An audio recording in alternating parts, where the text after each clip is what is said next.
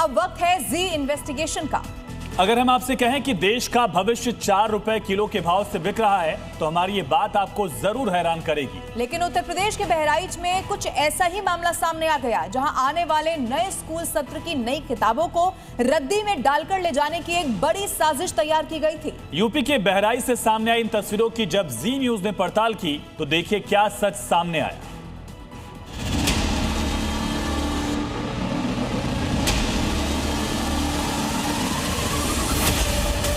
सर्व शिक्षा अभियान की कीमत 4 रुपए किलो। स्कूल चलो अभियान का रेट 4 रुपए किलो। मुख्यमंत्री अभ्युदय योजना की बोली 4 रुपए किलो। बेटी पढ़ाओ मुहिम का दाम 4 रुपए किलो।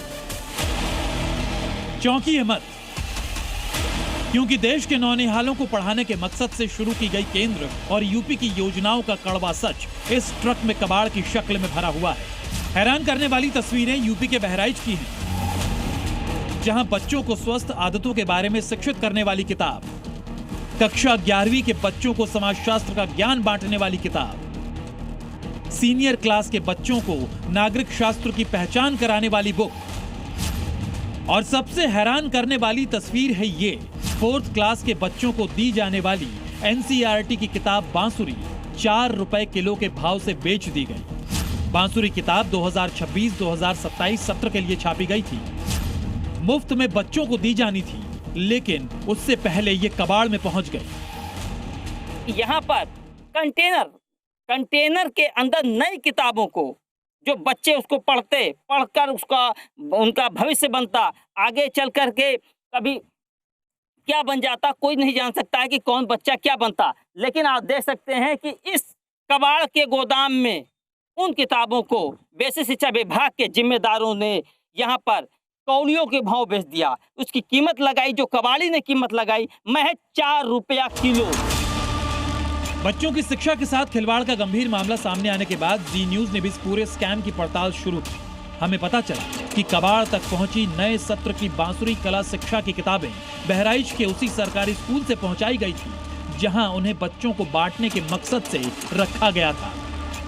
आप देख सकते हैं कि यहीं पर से वो माल लोड हुआ, जिसका खुलासा हो गया है कि बहराइच के जो बच्चे थे, नौनिहाल बच्चे थे, जिनको अगले सत्र में जो किताबें पढ़नी थी वो यहीं पर डंप की गई थी और अभी उनके हाथों तक नहीं पहुंची थी। लेकिन बहराइच के जो शिक्षा विभाग के जिम्मेदार जो अफसरान हैं, उनकी अगर बात की जाए तो उन्होंने इन किताबों को बच्चों के हाथों में पहुंचने से पहले ही कबाड़ी के हाथ में सौंप दिया।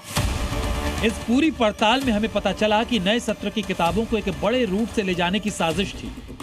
दरअसल बहराइच के मिंटू कहा इलाके में मौजूद दिलशाद कबाड़ी के गोदाम से ये किताबें उठाई जा रही थी। किताबों को लेकर जाने वाला ट्रक बहराइच से 365 किलोमीटर दूर मुरादाबाद के रहने वाले जाने आलम का था। किताबों को बहराइच से उठाने के लिए ट्रक को अमरोहा के ट्रांसपोर्टर आसिम ने बुक किया था और कबाड़ की शक्ल देकर इन किताबों को बहराइच से 400 किलोमीटर दूर उत्तराखंड के काशीपुर भेजा जा रहा था। मैं तो ट्रांसपोर्ट के थ्रू आई है। कहाँ ले जाएंगे इसको? काशीपुर जाएगी है। कहाँ? काशीपुर। दरअसल पूरा मामला 17 फरवरी का है। जी न्यूज में खबर चलने के बाद शिक्षा विभाग में भी हड़कंप मचा।